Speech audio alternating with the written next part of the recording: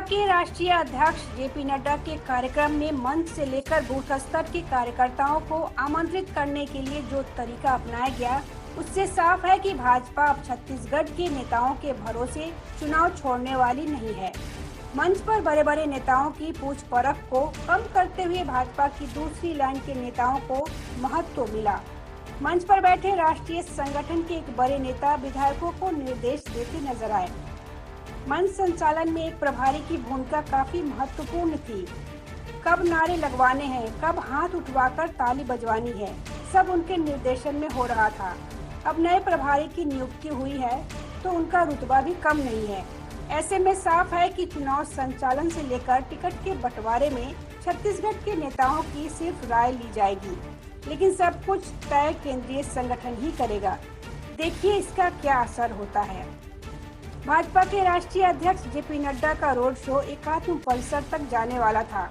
वहां नड्डा के करीब आधे घंटे तक रुकने का भी कार्यक्रम था। रायपुर शहर के एक बड़े नेता को यहां व्यवस्था का जिम्मा सौंपा गया था, लेकिन हुआ यह कि नड्डा का रोड शो लंबा खिंच गया। उनके पास सभा स्थल पहुँचने के लिए समय कम पड़ने लगा तो वह शास्त्री चौक पर ही रोड शो खत्म करने के लिए कहने लगे। नड्डा की गाड़ी में सवार एक नेताजी ने कहा कि अभी तो 2 स्थान पर और मंच बनाया गया है। आखिर में नड्डा की गाड़ी को तेजी से दौड़ाया गया और 2-2 मिनट के स्टॉपेज के बाद सीधे एकात्म परिसर के गेट के सामने पहुंच गया। वहां से नड्डा उतरे और साइंस कॉलेज के लिए रवाना हो गए। बेचारे नेताजी एकात्म परिसर में इंतजार करते रहे और उधर नड्डा का स्वागत शुरू हो गया।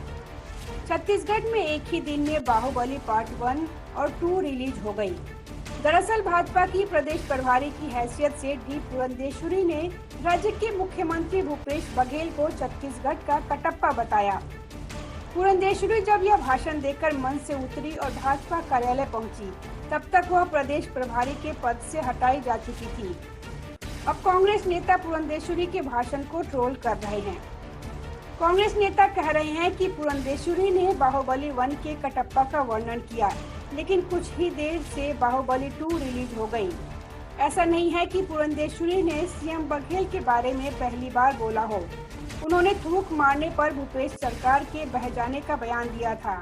यही नहीं, सीएम बघेल के जन्मदिन पर कहा था कि बघेल को श्राप है कि अगर वह सच बोलेंगे तो उनके सिर के 1000 टुकड़े हो जाएंगे। भाजपा के भीतर बदलाव की बयार कोई पहली बार नहीं बह रही है। इससे पहले भी यह बयार तेजी से बह चुकी है, मगर केंद्रीय संगठन ने हर बार रमन धर्म और साय की जोड़ी पर ही भरोसा जताया है। मगर इस बार जानकार मानते हैं कि अगर समय रहते बदलाव नहीं हुआ तो 2023 में बीजेपी को वह चुनावी परिणाम नहीं मिल पाएगा जिसकी उम्मीद वह कर रही है। Bureau report, public news.